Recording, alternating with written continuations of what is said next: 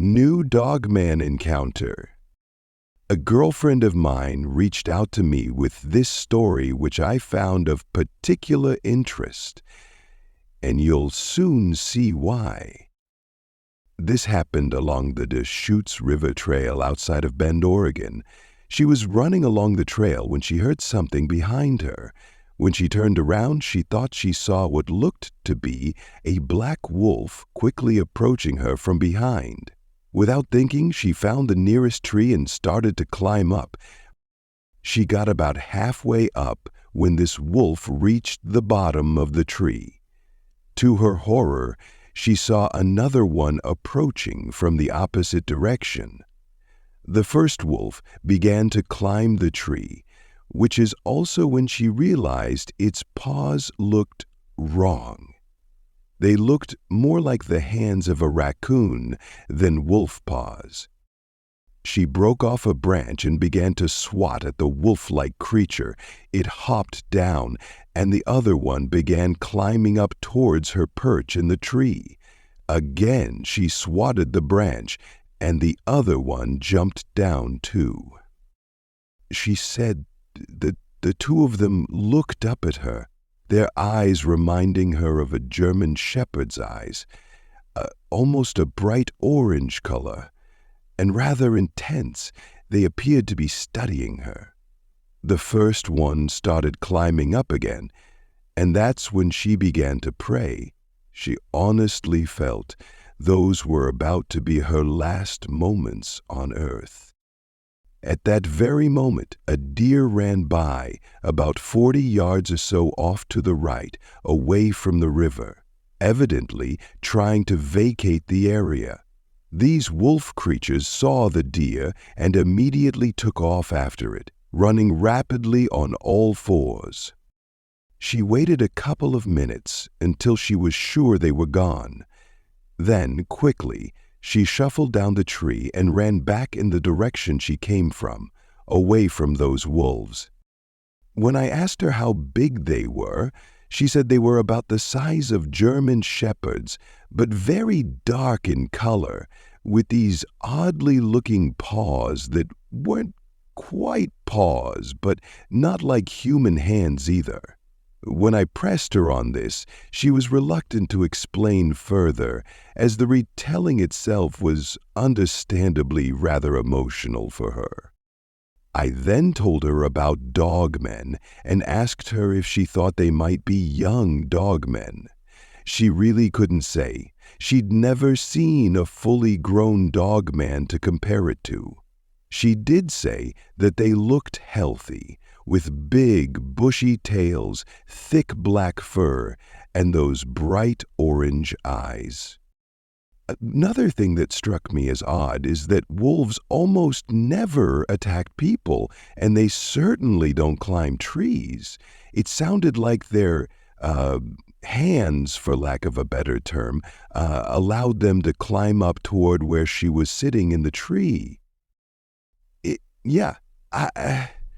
It also sounded like they weren't really trying to hurt her, but were more so engaging in a sport of sorts, much like young canines chasing a squirrel or something up a tree.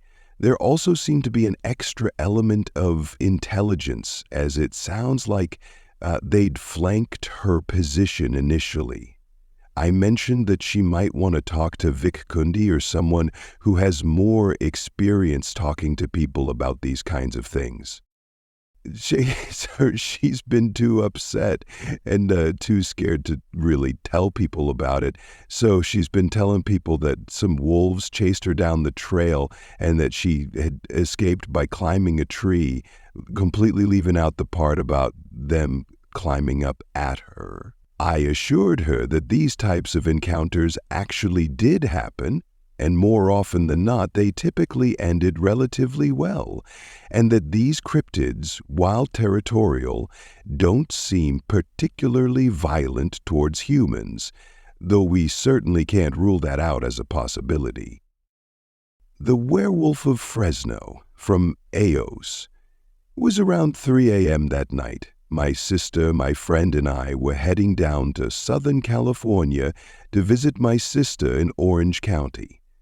My friend sat on the passenger side, my sister in the back seat. We stopped at a gas station in Fresno before heading out. After leaving this gas station, we started our way down to Southern California, but it didn't take long for us to have to stop on our trip. I hadn't even left the town yet. I was driving, and right before I passed the railroad tracks, something caught my eye. I turned to look at it and busted a U-turn, driving back to see what was there. I turned into the block and locked the doors, rolling down a window just a bit. All I could really hear was the sound of all the dogs in the neighborhood barking. It seemed like all the dogs out there were going crazy. My sister yelled from the back seat, "What are you doing? Why'd you turn around?" "Shh, I'm listening," I replied. "What's going on?" I then turned the car around and drove off. My sister then said, "What was that all about?" I thought I saw something. It looked kind of like a dog, but not. "You must be freaking joking." "No, I'm serious. I saw something, and it didn't look right." While I'm explaining this to my sister, my friend, who was on the passenger side, turned to me with his hand on his chest, saying, "Jesus, I thought I was the only one that saw that." I then asked, "What did you see?" "Well, I saw the same thing, something that didn't look like a dog exactly." "Wait, did what you see have legs like a person, but was on all fours, and from the waist up looked like a wolf?" "Yeah, that's exactly what I saw. I've told this story many times to people I trust. They know, but they say it's fake, but I know what I saw that night." The Beast in the Snow, from Curtis S. Location, Northwest Arkansas, Ozark Mountains. This story begins like a lot of others. It's a tale of me and my high school buddies. For privacy reasons, we'll use their gamer tags from back then. The actual location of this tale will not be given. It happened back in late 2006, early 2007, when one of the largest snowstorms hit northwest Arkansas. We had 32 inches of snow and 5 inches of ice bearing down on us. There were over 85 fatalities from the storm alone, and over 5 million people without power. It was very cold and very wet, but as many teenage boys do, we got bored. And we all got together deciding to go check around to see if we could help people stuck in the snow. We checked on everyone's families that we knew to see if there was anything we could do to help. After some time of this and helping a few people out of the ditches, we again got bored and decided to go check on G. Dilly's father, as their house was not in the greatest shape. His dad was kind of a lonely hermit. We sat down and talked with him for a while. He would kind of remind you of Deckard Cain from the Diablo games. It was always a sit down and stay a while kind of thing. It was never a fast last visit for us boys. However, after a few hours of talking, dark started to set in. The temperatures started dropping even more, and as I said earlier, most people were without power, and there was very dark. The town looked like something out of an apocalyptic movie, all but abandoned. We tried to get out of the driveway, to no avail. After 30 to 45 minutes of trying, we decided that it was best to stay there for the night.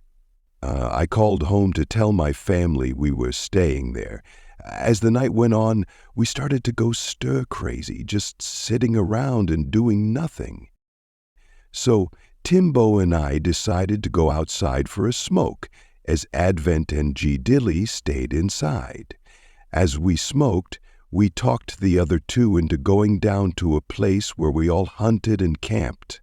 Now, mind you, we all grew up around here. Timbo and I had the most outdoor experience. We were very avid hunters and fishermen. We loved to go camping, Advent and G. Dilly, however, were more of the inside gamer type, but they still knew their way around the woods. We grabbed our rifles and a shotgun from the truck, and we headed off. We passed one of our many camping spots we used that was on G. Dilly's land. As we walked into the dark and cold through the very thick woods past G. Dilly's house, things started to feel off to us. It felt like we were being watched. The whole "you're now the prey" feeling started to set in. We continued farther into the woods. Looking back on it, we probably should have turned around, not knowing what dangers awaited us in those woods that night. As we passed our old most used campsite, we started to get into uncharted territory. That was the goal, though, to test ourselves against Mother Nature. We kept pushing on through the snow and roaring, freezing winds into the pitch-black darkness. As we walked, out of nowhere we heard the sound of a breaking branch. We spun around to nothing but darkness and a low, guttural growl. The sound made the hair on our necks stand straight up, and we felt it in our very cores. This was no longer an adventure, but survival. We quickened our pace, but to no avail. We ended up falling down the steep, deep gorge. We tumbled all the way to the very bottom of the gorge. Must have been around 40 feet. After that, we picked ourselves up, collecting ourselves and our belongings. We looked up. Then, and we saw something moving around at the top of the hill above us. It was a big, dark figure moving from tree to tree. As it moved around, we noticed that sometimes it moved on 4 legs, and at other times it only moved on 2.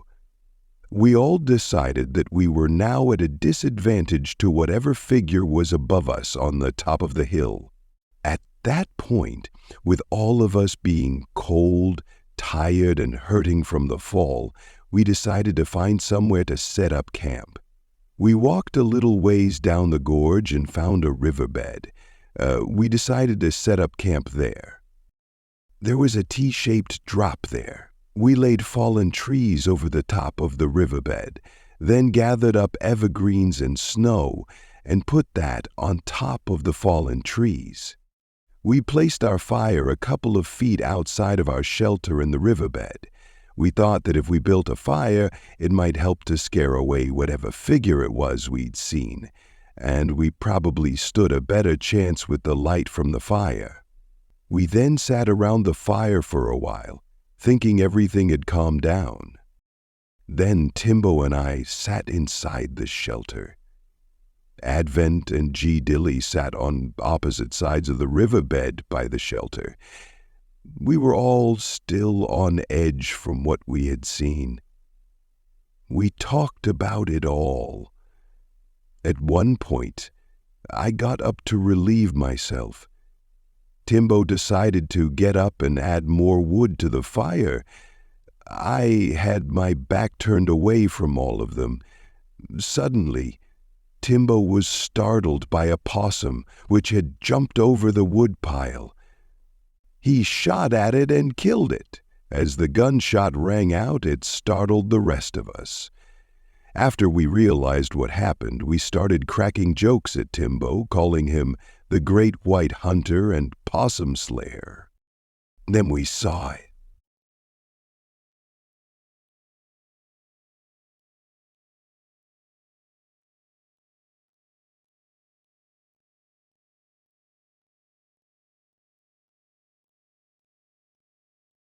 Still easily 10 feet tall.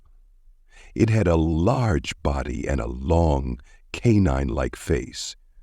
It had huge, long, razor-sharp teeth. Too easily 10 feet tall. It had a large body and a long, canine-like face. Ah, this big red eyes. It had huge, long, razor-sharp teeth. Too huge. A big gray eyes. It had seconds felt like hours. Total fear hit us all. This creature stood up fully, towering over us. It was well over 7 feet tall. I shouldered my rifle as a roar that seemed to shake the earth filled the air. I fired my .303, hitting it in the chest. Timbo's out. 3 hit its center mass. There was no way this creature could have survived this. As the air settled and cleared, we thought we were about to see this thing lying on the ground, but there was nothing but some deep red stains in the ground and tracks leading away from us. We followed those tracks into the darkness, adrenaline coursing through our veins. We chased it, not sure if it was from fear or shock. The idea of it going after someone else or one of us when we weren't prepared made me paranoid to this very day. I don't know what made us go after it for sure, but we did. We went through hills and gorges, following these tracks and red stains. I figured at any moment the monster was going to come lunging out at us. As we pushed through the bone-chilling cold, we soon realized we were making one big circle. So, did that mean it was circling back to us? We really had only one choice. We knew we were never going to catch this thing in this terrain, and there was no open ground for miles. And if it was coming back for us, our best option was to dig in and prepare to fight. We put our backs together, eyes in every direction, using the snow and trees for cover. We waited and waited, listening for any sound, looking for any sign of movement, but it never came. We stayed quiet as much as we all wanted to talk. Right before the morning sun shone in the sky, we did suddenly hear one long, high-pitched howl, which seemed close, like it was just around the next bend. It was like it was telling us, we might have won that skirmish, but the battle had yet to come. Maybe it was just the sound of defeat. We'll never really know. As the sound faded off into the mountains, we all sat there in disbelief. Until the morning sun shone in the sky. Then we stumbled onto an old road and made our way back to G. Dilly's house.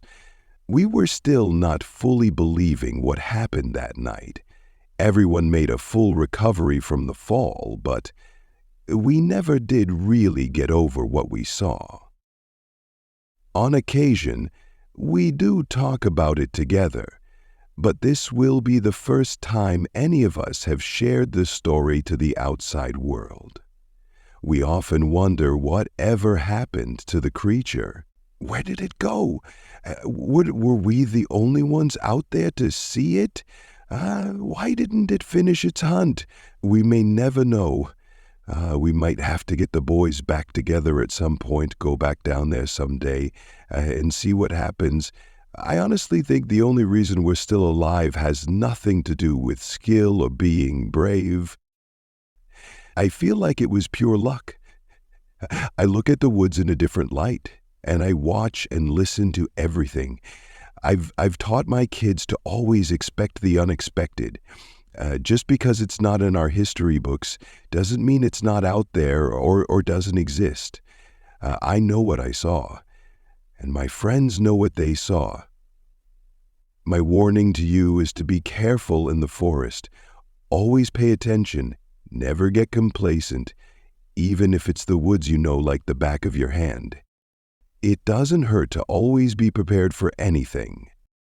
I almost didn't make it out from Pleasant Peasant. It was late, about 9:30 p.m. I'm part of a school soccer team, and that night we were playing in the outskirts of a poorer area near New Braunfels, Texas. We had just flattened the other team 4-0. In my excitement, I decided that I was going to get some celebratory Whataburger. I called a location nearby, ordered, and hung up the phone. I started to drive there. The road leading to the Whataburger contained some of the most sketchy-looking houses I'd ever seen. One of these houses was backed up to the soccer field, and just a few hours earlier, I joked to my friends that that house was definitely haunted. I wish I'd taken a picture. The place was terrifying. As I passed the house, something that looked like a person sprinted out of the woods on the other side of the road. I was so startled it caused me to swerve, but I still hit the dude. I was so scared that I had just seriously injured someone. All my red flags were going off. I jumped out of my car and ran to where the guy lay in the road, but he was already getting up. As I stepped closer, I realized what I hit was not a person. No, this thing, whatever it was about 8 feet tall and looked as if it had already gotten into a severe accident before me. I could see its arm pop back into place with a loud snap from where it had landed all wrong. I muttered, "What the heck?" under my breath. Then I heard it. "What the heck?" It repeated what I said back to me in a strange voice that sounded almost like my own. As it turned around, it gave me this smile. The only thing I wanted to do then was run, and luckily it didn't look like this thing could run very well at the moment with his legs all twisted. As I turned to get away, I heard more snapping bones and saw something jump over me, landing on the roof of my car. I changed directions to my left, sprinting towards that creepy house I mentioned earlier. The windows appeared to be boarded up, but there was a light on inside. I figured that if someone was in there, they may have a gun or something. I practically busted the door down with my shoulder, which was surprising because I'm only 5'8" and can't bench more than 140 pounds. The door must have been old and weak. As I stepped into the entryway screaming for help, I noticed how empty, smelly, and dirty it was. In the living room to my right was a giant mess of hair, old blankets, and destroyed cardboard boxes. "Oh, God," I whispered. I just walked into its lair. I thought I looked to my left. There were random bones scattered about that I prayed were just animal bones. I wiped my mouth and continued running upstairs. Just as I turned into the upstairs hall, I heard something screech, banging on the outside walls. Before long, I could hear it coming up the stairs. Grabbing an old metal chair, I banged it against a window, breaking the glass. Just as I heard the sound of footsteps rapidly approaching me, I pulled myself out of the window. As I dropped to the ground, something clawed against my forearm, just below my elbow. I hit the ground, then sprinted for my car. With the door still open and the key still inside, I jumped in, closed the door, and hit the gas. I was out of there. A few minutes of driving later, my arm began to sting. I pulled into the parking lot of the Whataburger. I looked at my arm and noticed how much blood was there. I covered it with my sweatshirt so my mom wouldn't freak out, and I hurried home. I ate my dinner in my room. After I showered, I cleaned everything up. It did end up scarring. All in all, I was lucky. If that door hadn't opened, if the glass window hadn't broken, if I was a half-second slower, I could have died. Nowadays, I only ride home from soccer on the bus with the freshmen out of fear of seeing it again. That's the end of the story. If you have hooked up till here, then hit like button and comment down your views. Also, if you haven't subscribed yet, then do support me by subscribing, so you may not miss any video in future.